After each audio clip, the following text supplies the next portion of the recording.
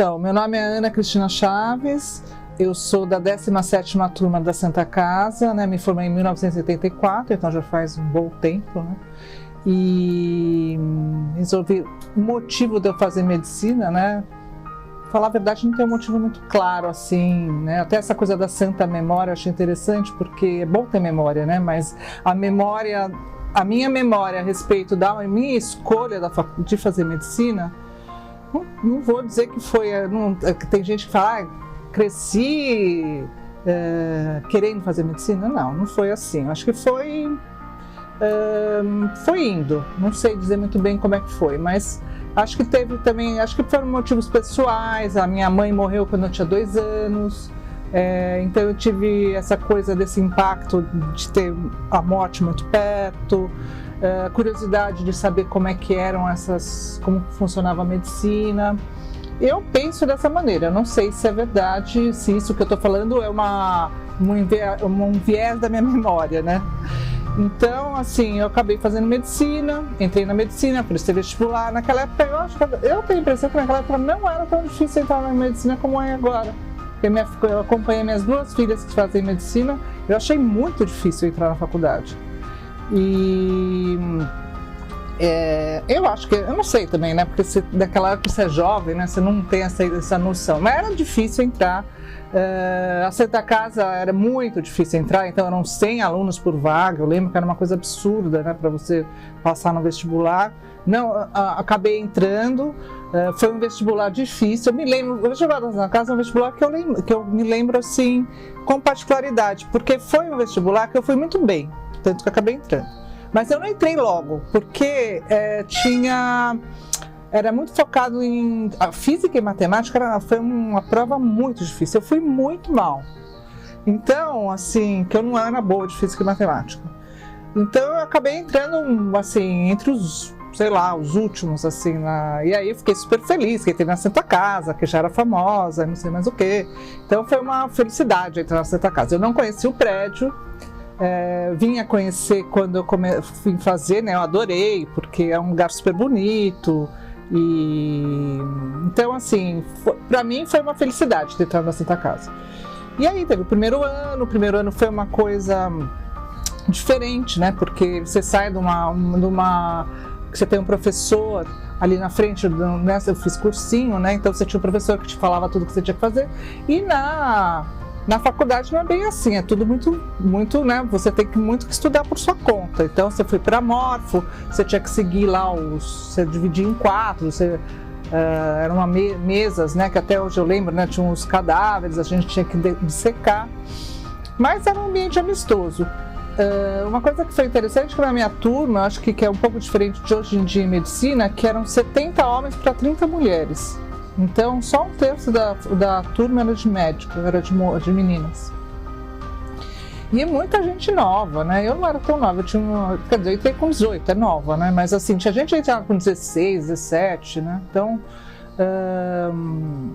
aí o primeiro ano foi um ano super interessante, porque a gente tinha enfermagem, que eu acho que diferenciava da Santa Casa naquela época, das outras faculdades, é que a gente tinha muito contato com o paciente, que já no primeiro ano, que era uma coisa que não acontecia nas outras. Então a gente tinha enfermagem, então a gente aprendia a dar injeção, a andar pelo hospital, essas coisas que eram para você se familiarizar com o hospital. Então foi, ao mesmo tempo que tinha essa coisa de você conviver com cadáveres, ao mesmo tempo você tinha uma convivência com os pacientes. Então você tinha um sentido naquilo que você estava fazendo.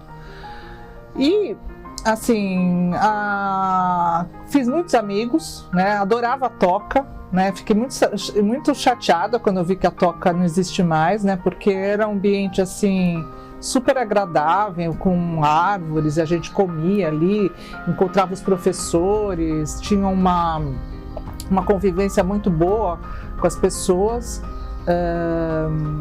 Eu não fui atleta. Quer dizer, eu participei da primeira intermédia como eu nadei. Eu nadava, mas muito mal. Nadava bem, mas não competia, né? Então, mas aí eu nadei. E acabei indo em todas as intermédias porque o meu namorado era jogador de basquete. E aí ele ia, então eu fui em quase todas as intermédias, por essa questão dele jogar basquete.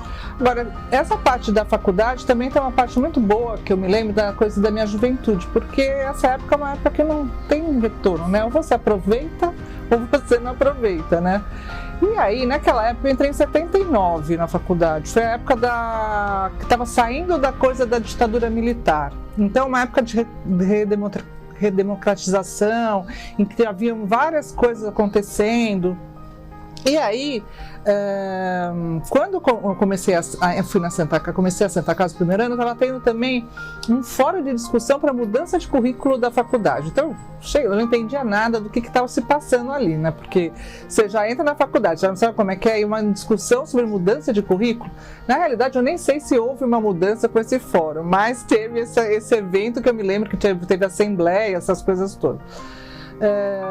Outras coisas que foram acontecendo também, assim, acho que a parte da medicina social da Santa Casa, que foi uma coisa também importante na minha formação, porque logo no primeiro ano eu fiz História da Medicina com a Regina Marsiglia, que infelizmente faleceu, que era uma socióloga, e aí depois isso foi uma coisa também bem legal. Então, o primeiro ano foi uma novidade. O segundo ano já não foi tanto, porque é uma repetição do primeiro, né? Então, era uma coisa assim que se repete o segundo ano, todo mundo fala. O segundo ano tinha uma parte de fisiologia, que eram os chilenos que davam aula pra gente. E a gente, não é por causa que eram chilenos, até entendia, mas era todo mundo ficava de exame. Eu não sei muito bem, porque a gente entendia até uma tal de black box, que até hoje eu estou para entender o que significa isso. Enfim, passou o primeiro, o segundo, o terceiro, mais interessante. Fomos fazer patologia, essas coisas. O terceiro ano é o mais fácil, né? Aí o quarto mais intenso, uma coisa de estudar. E o internato, né? Que eu acho que o internato realmente na Santa Casa é uma das coisas que faz o diferencial. Porque realmente você tem uma visão, assim, que eu acho que os professores passam pra gente, de que o importante é o paciente. Então, a sua visão, você tem que ter um compromisso, o seu compromisso é com o paciente. Então, você tem que dar de tudo para que as coisas aconteçam para solucionar o problema daquele paciente. Então, essa é uma coisa que eu acho que a Santa Casa teve um diferencial, não sei como é que está hoje, né? Porque afinal faz tanto tempo que eu saí, mas eu vejo que, assim, com meus colegas, não sei o quê, faz uma diferença. A coisa do compromisso, do cuidar, da assistência, de estar preocupado com o que vai acontecer, ir atrás. Então, isso foi uma coisa que eu acho que foi muito importante para mim. Principalmente quando eu mudei daí, né? Fui para a Escola Paulista. Primeiro já foi um choque, porque eu saí de um prédio lindo, maravilhoso, com árvores, e fui para um lugar feio, né? Então, assim, eu me sentia completamente fora da casinha ali, né? Não entendia como é que funcionavam as coisas. Tinha uns elevadores que não subiam, apesar que a gente aqui tinha o Condilara, que também tinha aquele elevador de abrir e fechar, mas mesmo assim foi um choque assim para mim, porque lá não tinha toca, não tinha um lugar onde eu encontrava as pessoas, eu não era da casa, não conhecia ninguém. Então foi um pouco estressante essa mudança para Paulista. Bom, mas afinal eu estou mais na Paulista do que na Santa Casa, né? Porque eu estou na Paulista desde 1985 e vou me aposentar agora, esse ano. Então eu estou, sei lá quantos anos lá, não sei, 35, 45, nem sei. Não, 35, né? 35 anos. Bastante tempo, né? Então a minha vida praticamente foi estar na Escola Paulista. Mas a Santa Casa sempre teve essa lembrança, né? Acho que a questão da juventude, de você estar ali. Então, naquela época, eu lembro, a gente começaram a ter tinha um Sesc Vila Nova, que era aqui do lado, né? Que tinha os shows do Caetano Veloso. Imagina, sendo show do Caetano Veloso não era cheio, era show da Marina Lima, show do Gilberto Gil, tudo no Sesc Vila Nova, que era aqui do lado, ali do lado do Mackenzie. Aí tinha essa coisa, eu vinha de carro, né? Mesmo naquela época já tinha trânsito, né? Não é uma coisa nova. E aí a gente acabava ficando, eu ficava, né? Porque eu morava no Brooklyn, eu ficava, porque as aulas terminavam meio-dia e começavam às 2 horas, né? Então esse horário era um horário que a gente não tinha muito o que fazer, né? Então o que acontecia? A gente acabava explorando o centro, né? Ia comendo gato que ri, macrobiótico, eu fazia dança na Rua Aurora, e percorria a região, que é uma região agradável, né? Que é uma coisa... Então, assim, é agradável estudar na Santa Casa. Eu não sei, para mim foi muito agradável. E eu acho que para a minha filha que está também no 5º ano, ela também acha agradável, porque ela gosta. Eu acho que... Pena que agora com o Covid, como ela está no 5º ano, ela não está podendo aproveitar o internato como deveria ser, como ela aproveitar. Mas acho que vai fazer o quê, né? São coisas que acontecem. Enfim, aí no 6º ano eu decidi fazer psiquiatria. Também não foi uma escolha assim, quis ser psiquiatra desde o 1º ano. Não foi. Eu quis, na realidade, eu gostava muito de anatomia patológica, que é, né? Então eu gostava da fisiopatologia, microscópio, essas coisas. Mas eu gostava, porque eu gosto de medicina, é uma coisa que eu gosto. Apesar de ter feito psiquiatria, que todo mundo acha que não tem nada a ver, eu gosto bastante de medicina. E aí, tinha que fazer autópsia. Eu falei, não, gente, não vai dar pra fazer autópsia. Então, e naquele ano, no 6º ano, teve uma mudança importante na psiquiatria da Santa Casa. Houve toda uma reestruturação, o departamento mudou, e aí também a gente fez, porque a psiquiatria da Santa Casa não era muito bem vista naquela época. E aí, o que aconteceu é que a gente fazia as matérias eletivas de psiquiatria na medicina social, né? Que tinha o Mário Sposati, que era homeopata, nem sei, o Guedes, a gente ia para os centros de saúde, né? Tem o Centro de Saúde da Barra Funda. Então foi uma época que, assim, teve toda uma efervescência em torno da questão da saúde mental, porque houve toda uma mudança de perspectiva do atendimento ao paciente psiquiátrico. Não tinha SUS na época, né? O SUS é de 88, eu me formei em 84. Então, estava tendo toda uma remodelação da assistência ao paciente psiquiátrico, que eu acho que, tanto que na minha turma foram formados vários psiquiatras. Então, acho que foi uma coisa que foi acabando... Como eu sempre gostei muito de ler, sempre devorei livro, então eu também tinha essa parte, acho que talvez da psiquiatria, uma coisa mais voltada para a questão humana, não sei. Eu acabei fazendo psiquiatria, gostei, fui lá para Paulista, achei que foi uma boa escolha, porque a Paulista tem tinha, né, porque a gente saiu do hospital, era a psiquiatria dentro do Hospital Geral, então tinha uma enfermaria de psiquiatria dentro do Hospital Geral, um pronto-socorro de psiquiatria dentro do Hospital Geral, então tinha uma coisa voltada muito para a questão da clínica médica, uma intersecção muito forte. E aí, ao longo do tempo, eu continuei gostando de transtornos mentais graves, né? Então, a minha especialidade, que eu trabalho mais, são transtornos psicóticos, e acabei me especializando, me voltando mais para essa área. Lógico que eu vejo um monte de outras coisas além de transtornos psicóticos, mas essa é a minha área de expertise, né? Aí eu fiz residência, né? Fiz residência, eu já entrei logo no doutorado, mais ou menos foi rápido a minha entrada no doutorado, foi em 90, 91, alguma coisa assim. Aí eu fiz uma parte de Research Fellow na Universidade de Toronto, junto para estudar diferenças entre os sexos na esquizofrenia, com uma pessoa especializada nesse assunto. Então o tema da minha tese foi esse, da minha tese de doutorado. Então em 94 eu defendi minha tese de doutorado, e aí eu já entrei como concursada na Escola Paulista de Medicina. Quando eu entrei na escola, né, como concursada, como eu tinha me focado nessa área, já existia um programa de esquizofrenia em que eu fui ser a coordenadora do programa. Aí eu fiquei 10 anos como coordenadora desse programa. Dentro desse programa, eu criei um programa de atendimento ao primeiro episódio psicótico, que era, na época, começou a se falar na questão da prevenção da psicose, né? Então foi, acho que um dos primeiros programas, eu não sei se foi o primeiro programa a existir aqui no país, agora tem outros. Então tem cerca de 20 anos esse programa, que eu coordeno até hoje.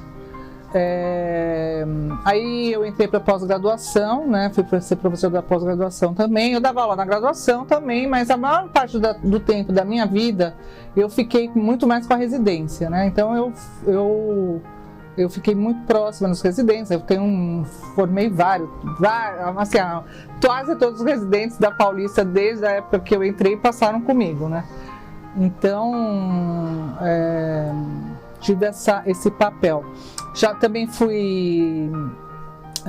Então, o que eu estou fazendo? Eu gosto dessa intersecção da medicina com a psiquiatria. Eu acho que é importante o psiquiatra saber medicina, né? Não acho que está tão distante, porque o diagnóstico em psiquiatria, ele tem que ser um diagnóstico de exclusão, né? Da primeira vez quando você vê uma pessoa com um transtorno mental, porque pode ser alguma outra coisa que não seja algo só, não só, né, mas alguma coisa, porque psiquiátrica, né, então você tem que fazer diagnóstico diferencial com uma série de problemas clínicos, então você tem que ter um bom conhecimento de medicina para isso. E aí eu fui, o que mais? Sim, daí depois, quando eu estava então, na época que eu, 2005, quando eu já tinha 10 anos de ProES, que já tinha uns 5 anos do primeiro episódio, eu resolvi fazer um pós-doutorado também no Canadá, que era intervenção precoce, era fazer uma intervenção anterior, que você impedisse que a pessoa tivesse um surto psicótico, tá? Então eu fui para lá, para Toronto novamente, que também era uma coisa nova, era antiprevenção à psicose. E o primeiro episódio já tinha uma ideia de prevenção da pessoa já não ter o segundo episódio, de melhorar a questão do prognóstico, essa coisa toda.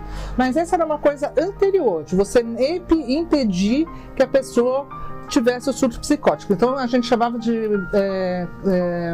pessoas de alto risco para psicose. Eu fui para lá, fiquei 1 ano, fui com as minhas filhas, foi super bom.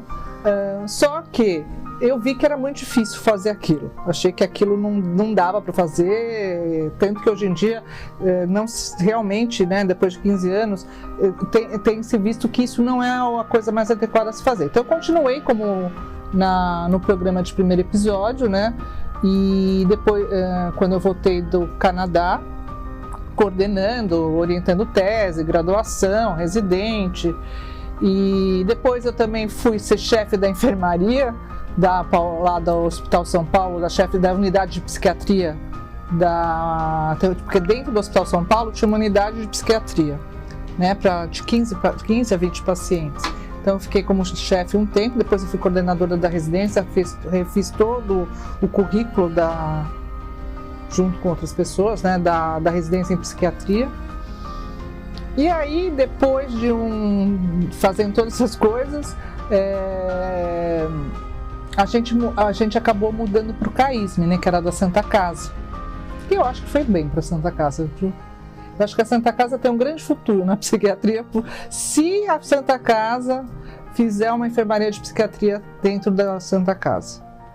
Porque é uma coisa pequena que daria para fazer tranquilamente, né? Quer dizer, eu não sei, né? Não sei como é que funciona a Santa Casa hoje em dia, mas a Santa Casa tem um ambulatório, né, que é o Conde Lara, tem os centros de saúde, tem o pronto-socorro, né, da central, e tem o que falta para a Santa Casa? Uma enfermaria, aos moldes daquele que tinha no Hospital São Paulo, né? Então, assim, eu vejo muito mais vantagens nesse tipo de enfermaria do que aquele do CAISM, entendeu? O CAISM tem uma função, mas é longe, entendeu? Quando você fala em psiquiatria e medicina, é uma coisa que está junto, não é para ser separado desse jeito, né? Então, eu acho que houve uma perda nesse sentido. Mas eu acho que se a Santa Casa apostasse numa enfermaria de psiquiatria, eu acho que seria super interessante para faculdade, para residência, para pós-graduação, para tudo, né? Então,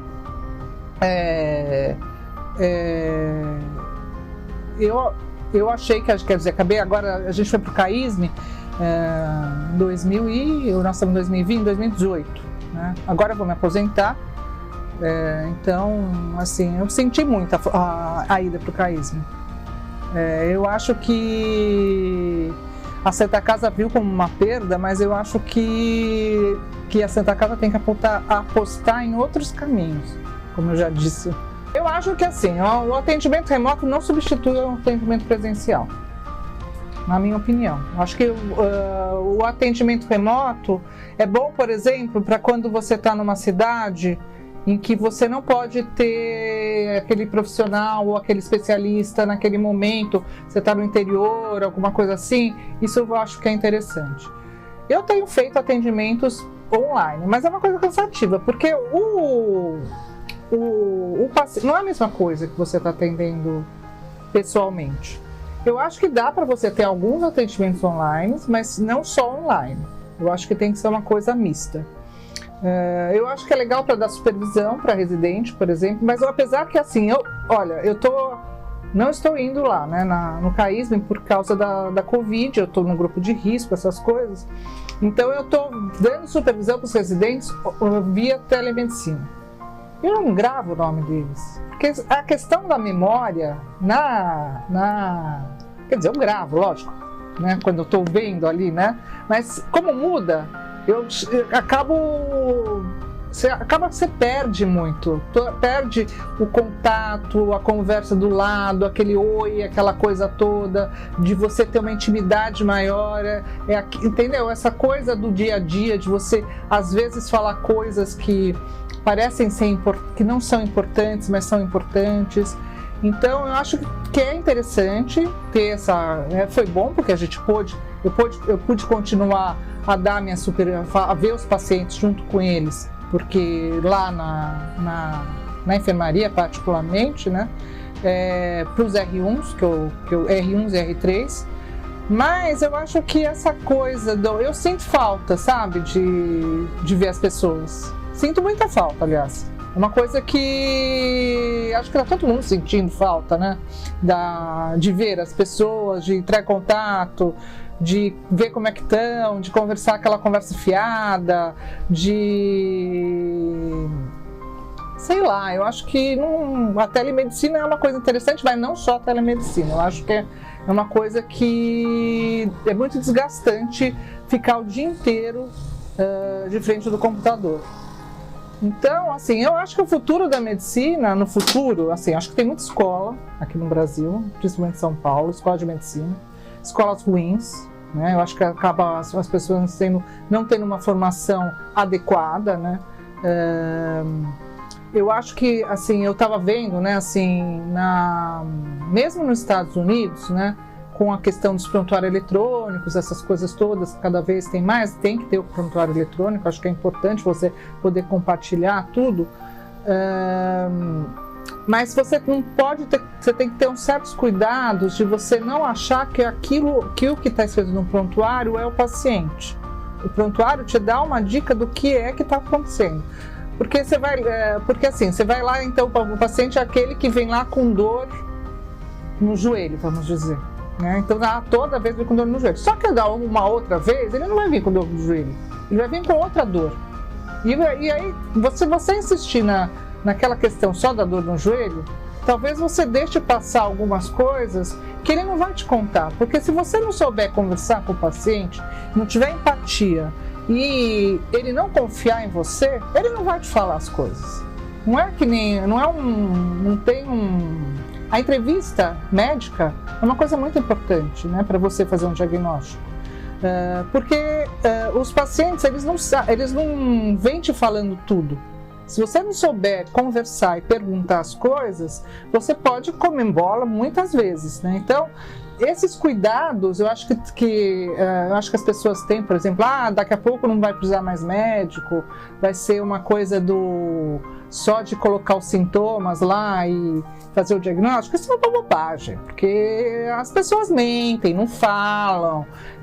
Por exemplo, eu que sou psiquiatra, tem gente que eu atendo há anos, às vezes a pessoa demora 2 anos para te contar uma coisa super importante da vida delas.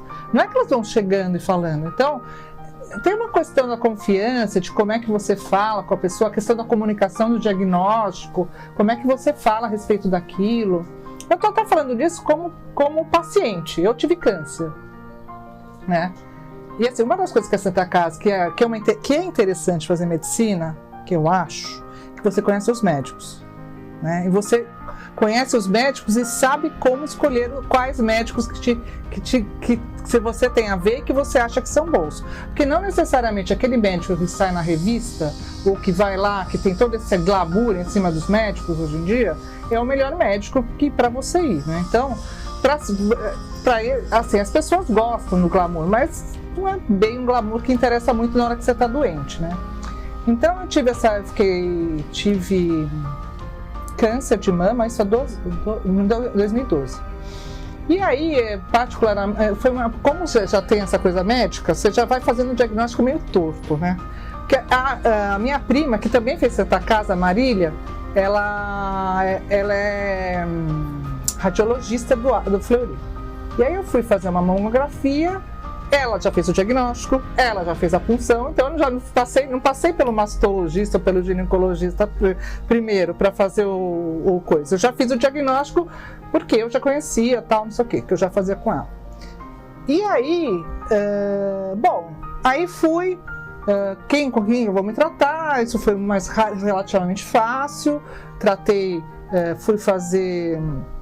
fiz mastectomia, fiz plástica, aí surgiu aquela história, você ia fazer quimioterapia ou não. Porque você não sabe como é que funcionam essas coisas, né, da especialidade. O que é o masto-onco, sabe, essas coisas que para mim eram claríssimas, que existia um protocolo, um guideline em oncologia, que na psiquiatria é uma coisa, todo mundo fala que é uma coisa tão não tem exame, né, é tudo diagnóstico clínico. Então você fica com essa ideia que a oncologia é uma coisa que existe um protocolo e que os médicos vão seguir aquele protocolo, você vai em vários médicos, eles vão falar a mesma coisa.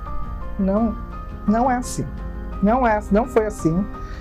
E aí, o que me chamou a atenção, né? Porque assim, eu tive uma aluna de mestrado, que inclusive foi assassinada, coitada, né? Que horror, em que a gente ela estudou a comunicação do diagnóstico, ela foi minha aluna que eu resolvi estudar de comunicação do diagnóstico em câncer, né? Que eu achava que existia toda uma preparação do médico para a questão do diagnóstico. No meu caso, não teve isso, porque eu soube por outro jeito e nem foi um drama. Mas o que aconteceu? Depois eu tive que passar no oncologista, que eu nem sabia que eu ia passar. Aí eu fui no oncologista, num oncologista relativamente famoso, que fui indicado pela mastologista.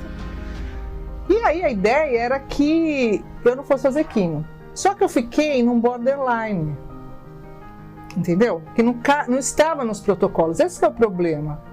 Os pacientes, eles não leem os protocolos para tratarem antes de eles se apresentarem. O problema é que existem os protocolos, só que os pacientes não seguem os protocolos, eles não leram. Então eu fui uma paciente que não seguiu o protocolo. Era um problema lá que eu tinha um negocinho que ficava ali, que não sabia se... Na idade já se sabia que eu tinha que fazer quimioterapia. Só que ficou uma enrolação. Eu fui no médico, o médico foi inabilmente, eu querendo falar a respeito do câncer, ele querendo saber da minha vida, sabe? Uma coisa assim, bem... Eu saí louca de lá. Então, assim, aí eu fui numa segunda pessoa que também... não, tem que fazer quimio, é tranquilo, não sei o quê, né? Como tranquilo, né? Não é uma coisa tranquila. Aí ela começou a fazer perguntas a respeito de uma viagem na Europa que ela ia fazer. Com uma amiga dela que tinha tentado suicídio. Eu falei, gente, sabe uma coisa? Saí de lá chorando, horrível, foi horrível a minha experiência. Então, assim, aí você fica pensando, né? Nossa, se na oncologia, que tem todos os protocolos, as coisas acontecem desse jeito, né? Então, não é bem assim, né? Essa coisa de que todo mundo vai seguir o protocolo, telemedicina, essas coisas, acabam não funcionando muito como as pessoas... Tem uma questão humana muito importante no contato com um paciente, que é você contar o diagnóstico, a forma como você fala, o jeito como você vai abordar esse problema, né? Não é simplesmente falar, olha, você tem que fazer quimioterapia e acabou, né? Enfim, mas isso deu tudo certo, fiz quimio, eu tô bem, já acabei, já fiz tratamento, já... Mas foi uma coisa assim, e a minha filha, a mais velha, ela fez USP. E ela que, no fim, ela que foi atrás de achar um médico para mim, porque eu fiquei tão desesperada com toda essa confusão, do envolvimento, do jeito como eu fui tratada, que... E aí deu certo, fiz com uma médica ótima, e foi ótimo. Perdi cabelo, blá blá blá, tô no remédio, parei de tomar remédio esse ano, mas enfim, deu tudo certo. Então, assim, eu acho que assim, a telemedicina é um negócio que é interessante, mas você tem uns cuidados aí que as pessoas às vezes se esquecem de como tratar aquela pessoa, né? Então, por exemplo, eu que sou médica, né? Eu me senti, assim, como paciente, extremamente, né? Eu falo, gente, mas são assim que os médicos funcionam, né? Porque eu não estava acostumada, né? Como eu sempre fui médico conhecido, né? Principalmente os que fizeram Santa Casa, eu falei, gente, mas que coisa horrorosa que é essa, né? E aí uma amiga que foi ajudar, os médicos são assim. Eu falei, não são assim. Os médicos não são assim, não devem, se são, não devem ser assim. Você contar um diagnóstico para uma pessoa é uma coisa complicada, né? Na realidade eu só sabia o diagnóstico, mas o que eu ia ter que fazer, como, essas coisas todas, acho que foi uma experiência que eu passei como paciente, que eu acho que para mim foi muito reveladora da questão dessa coisa da telemedicina, de como abordar essa situação. Então, acho que tem que ter todo um cuidado no planejamento de como você vai contar o diagnóstico para a pessoa, né? Como você vai abrir para falar sobre isso, né? Que é uma coisa que eu uso isso muito na minha prática do dia a dia, né? Então, acho que foi uma experiência assim que eu não quero que ninguém passe por essa, né? Então, acho assim, se essa coisa de telemedicina é interessante, mas você tem que tomar os devidos cuidados com como você vai usar esse tipo de coisa, né? Nossa, a Santa Casa foi uma coisa maravilhosa, sei lá, eu acho até incrível falar, porque assim, foi uma época muito boa da minha vida, porque... Bom, tinha a Toca, que era um lugar assim que ninguém, acho que hoje não existe, né? Que era, a gente se reunia lá para fazer a coisa. Tinha os jogos que a gente ia, os jogos da Intermed, né? Quer dizer, eu ia mais no começo, essas coisas todas, né?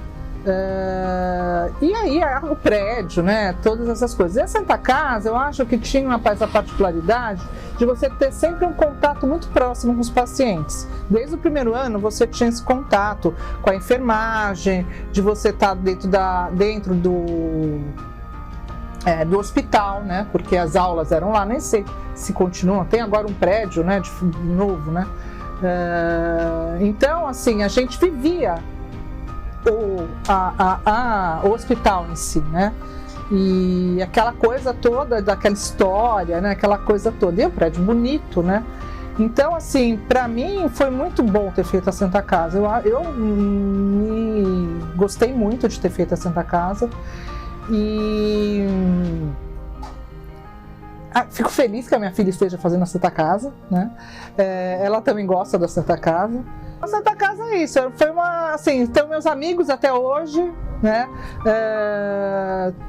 Foi uma coisa muito boa. Eu gostei muito de ter feito a Santa Casa. Eu acho que na época, por exemplo, eu fui para Paulista, né? Nossa, a Santa Casa era uma coisa que você tinha um internato rígido, né? Então você era obrigado a fazer coisas, né? De você se sentir responsável realmente pelo paciente, de você estar ali, você se sentindo... Quando eu fui para Paulista era uma outra história, é completamente diferente o modo da abordagem. Então eu não sei como é que está agora, eu acho que... Não sei se mudou, não mudou, mas assim, eu acho que essa coisa de você ter de ter muito contato muito cedo com o hospital, dentro do hospital, de você ter contato com os professores, de estar lá, isso foi muito importante na minha formação.